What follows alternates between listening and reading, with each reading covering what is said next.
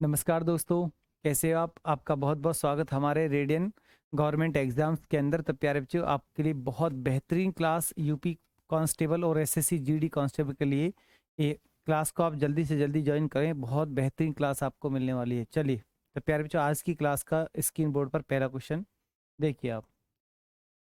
Port Blair स्थित है। Port Blair स्थित है, तो प्यारे बच्चों बताइए, पोर्ट ब्लेयर की जो पोजीशन है, पोर्ट ब्लेयर स्थित है, राजधानी भी है। बताइए, उत्तरी अंडमान में, दक्षिण अंडमान में, मध्य अंडमान में, ये छोटा अंडमान में। तो बताइए आपका आंसर क्या आएगा। पोर्ट ब्लेयर कहाँ पर पोजीशन लिए, उत्तरी अंडमान, दक्षिणी अंडमान या मध्य अंडमान या छोटा अंडमान? बताइए, तो आपका आंसर क्या आएगा। पोर्ट ब्लेयर अंडमान व निकोबार की राजधानी है। अंडमान व निकोबार, वे निकोबार की राजधानी है।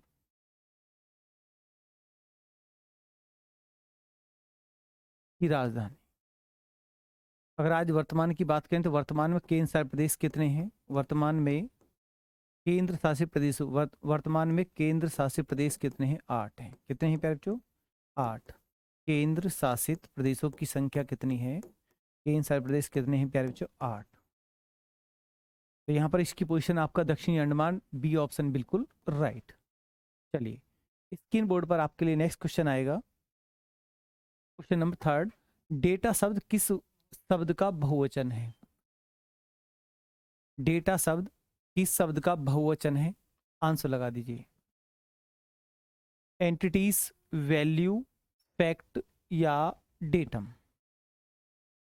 बताइए, इसका सही आंसर क्या आएगा। चलिए, डेटम बिल्कुल राइट। नेक्स्ट क्वेश्चन, भारत में सिक्के जारी करने के लिए कौन अधिकृत है? मतलब भारत में सिक्के कौन जारी करता है? रिजर्व बैंक ऑफ इंडिया या वित्त मंत्रालय या स्टेट बैंक ऑफ इंडिया या राष्ट्रीय स्टॉक बाजार? बताइए, बहुत अच्छा क्वेश्चन है आपके लिए। भारत में सिक्के जारी करने का जो अधिकार है वो किसके पास है? 4 ऑप्शन आपके सामने है, तो आपका आंसर क्या आएगा? लगा दीजिए बच्चों आंसर। चलिए, वित्त मंत्रालय, वित्त मंत्रालय का अधिकार है। RBI, reserve bank of India की बात करें तो इसका गठन कब हुआ? 1935 में। ठीक है, स्टेट बैंक ऑफ इंडिया के गठन की बात करें तो 1955 में। नेक्स्ट क्वेश्चन, बनारस हिंदू विश्वविद्यालय के संस्थापक कौन थे? बनारस हिंदू विश्वविद्यालय के फाउंडर कौन थे? तो आपका आंसर क्या आएगा? और बनारस हिंदू जो यूनिवर्सिटी है, वो यूनिवर्सिटी से पहले कॉलेज था, उसे कॉलेज किसने बनवाया था? चलिए यहाँ पर लिख देते हैं, बनारस सेंट्रल हिंदू कॉलेज। लिखोगे आप सेंट्रल हिंदू कॉलेज। बनारस के अंदर सेंट्रल हिंदू कॉलेज की स्थापना, मतलब बनारस के अंदर, बनारस में सेंट्रल हिंदू कॉलेज किसने बनवाया? 1898 ईस्वी में कॉलेज बना था। 1898 ईस्वी में एनी बेसेंट के द्वारा, एनी बेसेंट, एनी बेसेंट द्वारा। और आगे चलकर 1916 में यही सेंट्रल हिंदू कॉलेज 1916 में क्या बन गया? बनारस हिंदू यूनिवर्सिटी, जिसको हम बोलते हैं बीएचयू। अब किसके प्रयासों से यूनिवर्सिटी बनी है? तब आपका सही आंसर आएगा पंडित मदन मोहन मालवीय। तो प्यारे बच्चों, इसको आप नोट कर लें या इसका स्क्रीनशॉट भी आप कर सकते हैं।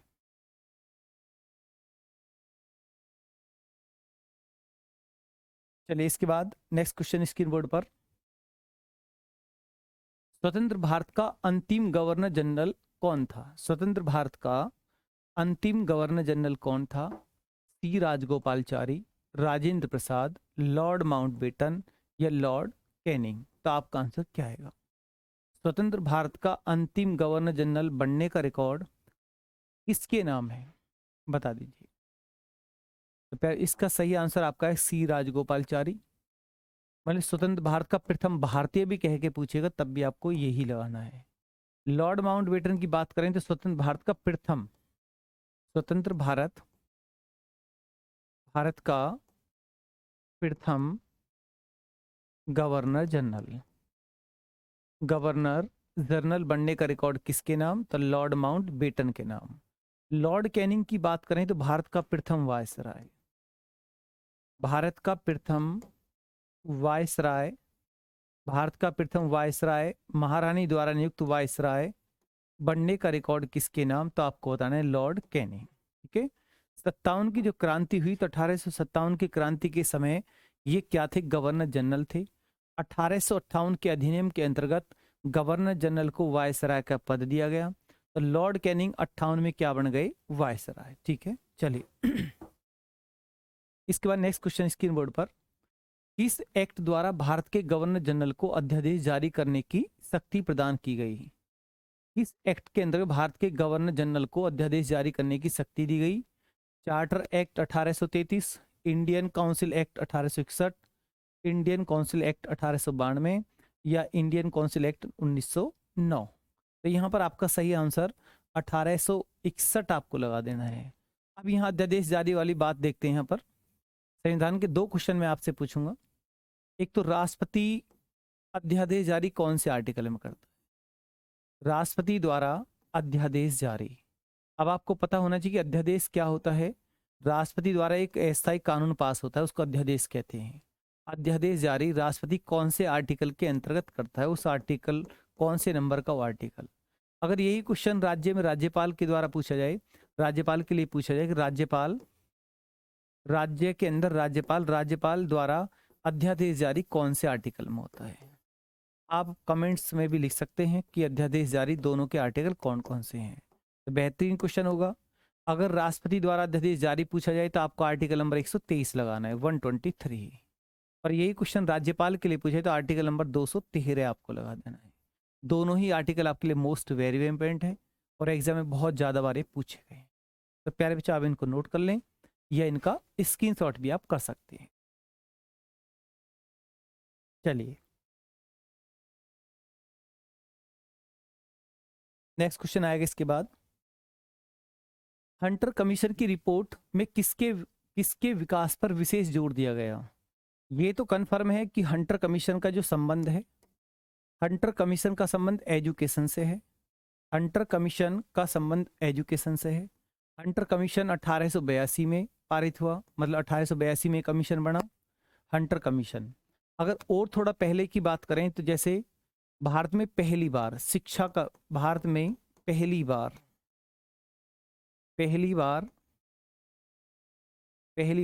शिक्षा पर प्रत्येक वर्ष 1 लाख रुपए खर्च करने का प्रस्ताव पारित। 1 लाख रुपए खर्च करने का प्रस्ताव पारित कौन से एक्ट के अंतर्गत? तो आपका आंसर क्या आएगा? 1813 का चार्टर एक्ट। 1813 के चार्टर एक्ट के अंतर्गत ये सब हुआ। अब हंटर कमीशन, इसके बाद जैसे मैंने आपको ये पॉइंट, पहला पॉइंट दिया, सेकंड पॉइंट यहाँ देखोगे 1813, 1833, 1843, लेकिन 1853 वाला देखोगे आप 1854। 1854 में कौन सा है? चार्ल्स वुड डिस्पैच आया था। चार्ल्स वुड डिस्पैच ये भी शिक्षा समिति है। चार्ल्स वुड डिस्पैच शिक्षा समिति कौन सी सन में? 1854 में। अब आपको बताना कि इसमें कौन सी शिक्षा पर जोर दिया गया। अगर यहाँ पर पूछा इसका मोटिव क्या था, इसका उद्देश्य था महिलाओं की शिक्षा को बढ़ावा। भारत में पहली बार महिलाओं की शिक्षा को बढ़ावा कौन सी समिति में? महिलाओं की शिक्षा को प्रोत्साहन या बढ़ावा, मतलब सब एक ही होता है, आप इनको नोट कर सकते हैं। ठीक है। अब यहाँ पर पॉइंट था कि उच्च शिक्षा, प्राथमिक शिक्षा, तो यहाँ आपका सी ऑप्शन प्राथमिक शिक्षा। रेले, ये हंटर कमीशन है। अगर रेले कमीशन की बात करें तो रेले कमीशन का संबंध भी शिक्षा से है। रेले कमीशन आया 1902 में गठित। इसके बाद आपका सैंडलर आयोग बना था, ये भी एजुकेशन से है। सैंडलर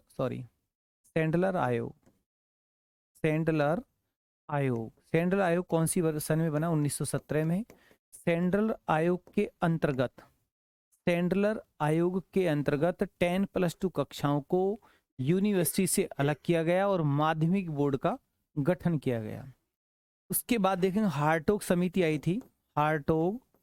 हार्टोग समिति, ये समिति आपकी 1929 में आई थी। इसके बाद वर्धा योजना थी। 1937, और इसके बाद आपकी सर्जेंट योजना आई थी 1944। ठीक है, चलिए आप ये नोट कर लीजिए, ये इसका स्क्रीनशॉट कर लीजिए।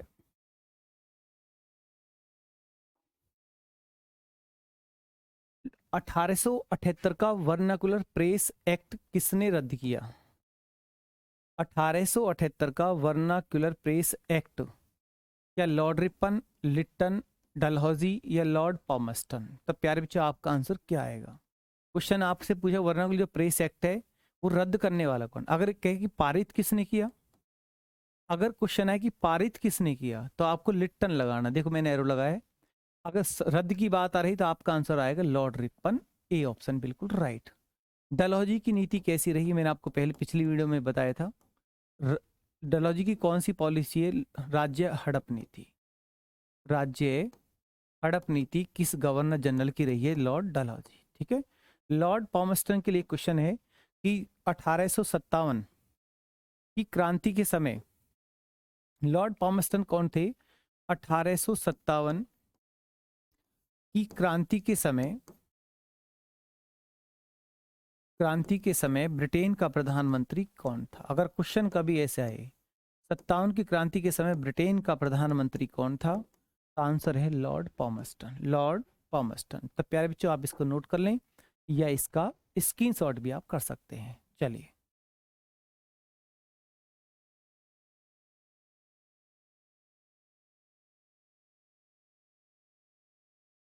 इसके बाद नेक्स्ट क्वेश्चन स्क्रीन बोर्ड पर। वंदे मातरम गीत लिखा था, बताइए किसने लिखा था?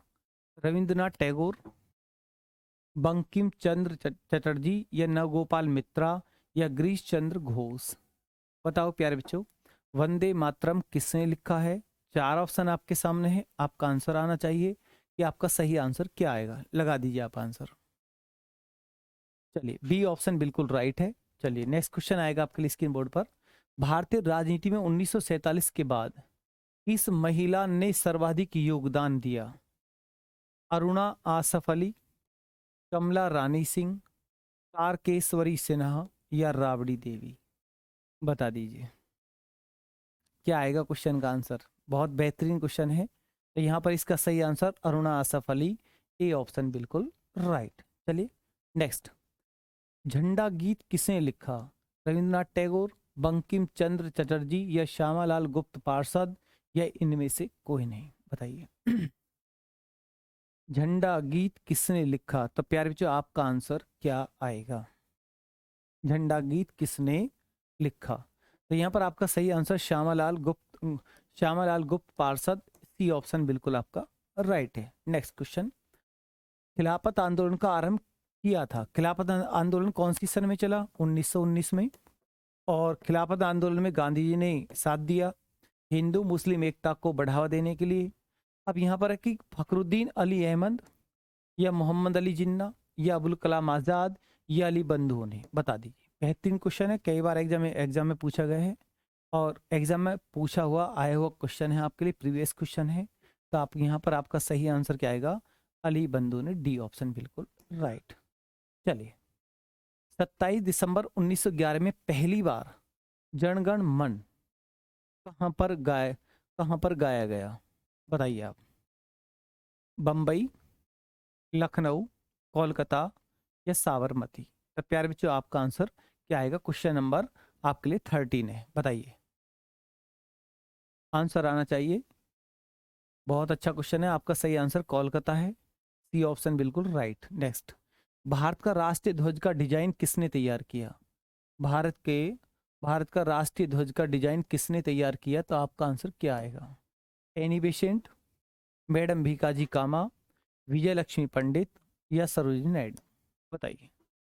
कांग्रेस की पहली भारतीय महिला, लिख सकते हो आप, सरोजिनी नायडू। आई आईएनसी की पहली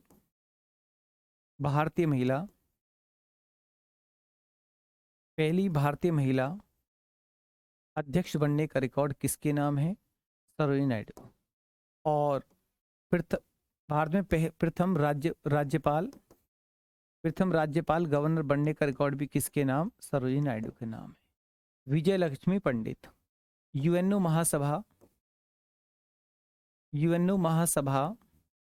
के 8वें सत्र की अध्यक्ष, 8वें सत्र की अध्यक्ष, अध्यक्ष बनने वाली, अध्यक्ष बनने वाली पहली महिला भी है, पहली भारतीय महिला भी है।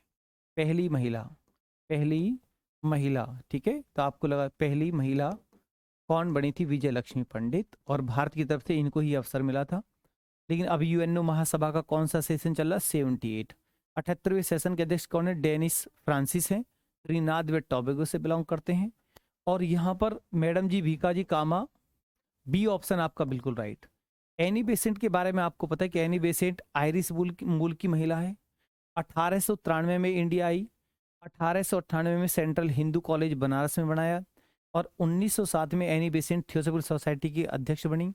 1916 में एनी बेसेंट ने सितंबर 1916 में होम रूल आंदोलन चलाया, और 1917 में कलकत्ता अधिवेशन की कांग्रेस की एनी बेसेंट पहली महिला अध्यक्ष बनी। ठीक है, चलिए नोट कर लो आप इसको।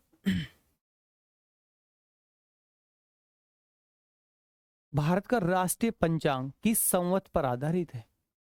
विक्रम संवत, कली संवत, शक संवत, या इनमें से कोई नहीं?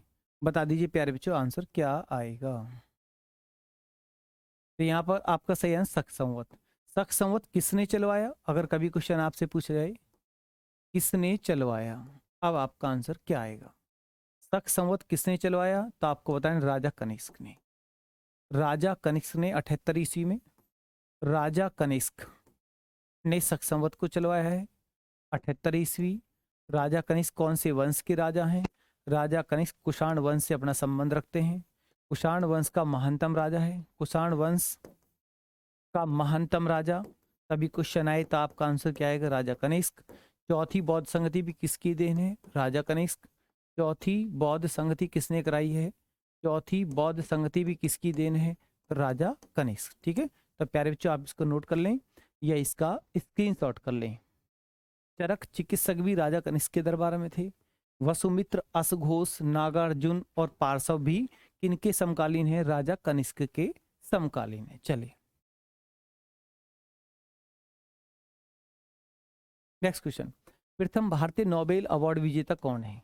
किस भारतीय को नोबेल अवार्ड सबसे पहले मिला? सीवी रमन, रविंद्रनाथ टैगोर, हरगोविंद खुराना, अमर्त्य सेन। आपको पता अमर्त्य सेन को अर्थशास्त्र में मिला है, अर्थशास्त्र में दिया गया था, अर्थशास्त्र में। खुराना को चिकित्सा में मिला था, 1968 में है। ठीक है, रविन्द्रनाथ टैगोर को 1913 में मिला था साहित्य का सबसे पहले। सबसे पहले रविन्द्रनाथ टैगोर साहित्य में मिला गीतांजलि के ऊपर। क्या लिखी थी उन्होंने? गीतांजलि। ठीक है, चलिए। डॉक्टर सी रमन को 1930 में मिला, कौन से क्षेत्र में? भौतिकी क्षेत्र में, भौतिकी नोबेल अवार्ड मिला। डॉक्टर सी रमन 28 फरवरी 1930 को नोबेल अवार्ड। 28 फरवरी को हम राष्ट्रीय विज्ञान दिवस मनाते हैं। फिजिक्स में इन्होंने कौन सी थ्योरी लिखी? स्कैटरिंग ऑफ लाइट, प्रकाश का प्रकीर्णन का सिद्धांत। इन्होंने बताया कि सूर्य का प्रकाश वायुमंडल में कैसे फैलता है। वायुमंडल में उपस्थित धूल के जो कण हैं वो प्रकाश को फैलाते हैं। तब जब प्रकाश यहाँ फैलता है, स्कैटरिंग होता है, तभी यहाँ का आसमान नीला दिखाई पड़ता है। जहां पर वायुमंडल नहीं होगा वहां अंतरिक्ष या आकाश कैसा दिखाई पड़ेगा? ब्लैक दिखाई पड़ेगा। ठीक है, चलिए नेक्स्ट क्वेश्चन। बंगाल की एशियाटिक सोसाइटी के प्रवर्तक कौन थे? अच्छा क्वेश्चन है। Warren Hastings, sir William Jones, James Mackintosh या जेम्स प्रिंसेप? तो यहाँ पर आपका सही आंसर सर विलियम जोन्स। 1784 में एशियाटिक ऑफ सोसाइटी की स्थापना हुई है। नेक्स्ट, गांधी जी दक्षिण अफ्रीका में कितने वर्ष रहे थे? गांधी जी दक्षिण अफ्रीका से वापिस कब लौटे? क्वेश्चन ये भी है, से वापिस कब लौटे? अगर वापिस लौटने का सन पूछा जाए तो आपका आंसर क्या आएगा? 9 जनवरी 1915। 9 जनवरी 1915 में गांधी दक्षिण अफ्रीका से वापस लौटे, इसलिए हम 9 जनवरी को भारतीय प्रवासी दिवस मनाते हैं। अब पॉइंट ये था कि कितने साल रहे, तो बी ऑप्शन आपको लगाना 21 वर्ष रहे हैं। ठीक है, आप इसको नोट कर लें या इसका स्क्रीनशॉट कर लें। इसके बाद नेक्स्ट क्वेश्चन स्क्रीन बोर्ड पर। निम्न में से किसने सभी तीनों गोलमेज सम्मेलनों में भाग लिया था? तीनों गोलमेज सम्मेलनों में भाग किसने लिया? गांधी जी ने सेकंड गोलमेज सम्मेलन में भाग लिया कांग्रेस की तरफ से, और तीनों गोलमेज सम्मेलन में भाग किसने? डॉक्टर भीमराव अंबेडकर ने भाग लिया। ठीक है, तो प्यारे बच्चों आप इसको नोट करें या इसका स्क्रीनशॉट करें। गंडक परियोजना किन दो राज्यों की जॉइंट परियोजना है? बिहार उत्तर प्रदेश, या उत्तर प्रदेश मध्य प्रदेश, बिहार वेस्ट बंगाल, या बिहार व मध्य प्रदेश? तो प्यारे बच्चों आपका आंसर इसमें आएगा बिहार व उत्तर प्रदेश, ए ऑप्शन बिल्कुल राइट। नेक्स्ट, एशिया का सबसे बड़ा जलप्रपात मतलब हुंडरू किस जगह के पास है? बड़ा मतलब चौड़ाई में, रांची, हजारीबाग, जमशेदपुर या बोध गया? तो आपका यहाँ आंसर आएगा रांची। ठीक है, कौन सी नदी का पानी इसमें गिरता है? स्वर्ण रेखा, लिख सकते हो आप, स्वर्ण रेखा नदी का पानी, पानी इसमें गिरता है, पानी इस झरने से गिरता है, बस इतना आपको याद रखना है। उज्जैन किस नदी के किनारे स्थित है? बता दीजिए आप। उज्जैन जो शहर है मध्य प्रदेश के अंदर, कौन सी नदी के किनारे है? आपका आंसर क्या आएगा? नर्मदा, तवा, तापी या क्षिप्रा? तो यहाँ पर आपका सही आंसर क्षिप्रा है। अब क्वेश्चन ये कि क्षिप्रा नदी किस में जाकर गिरती है?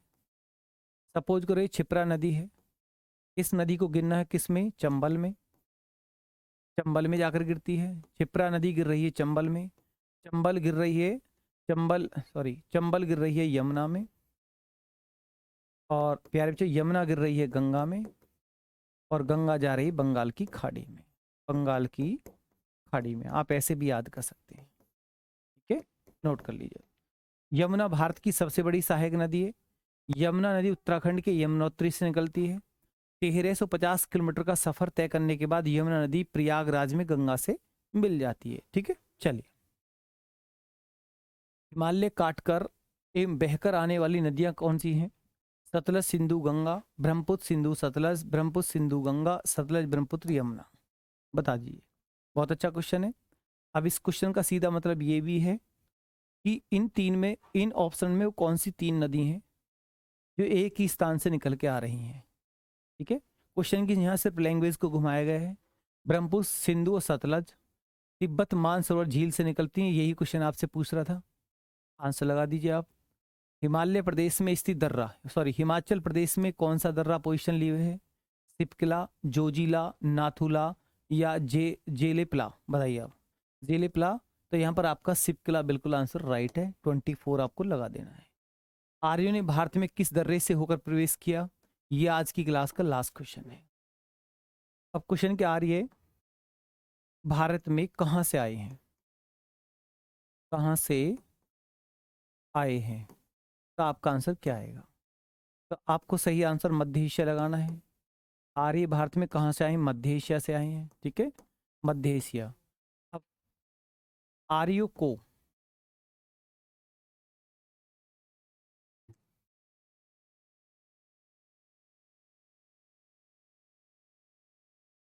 उत्तरी ध्रुव का निवासी किसने बताया? एक क्वेश्चन आर्यों को, सेम ऐसी क्वेश्चन आर्यों को तिब्बत का निवासी कौन बताता है? अब दोनों क्वेश्चनों का आंसर क्या आएंगे बताइए। उत्तरी ध्रुव का निवासी किसने बताया? बाल गंगाधर तिलक। तभी आई लगा देना।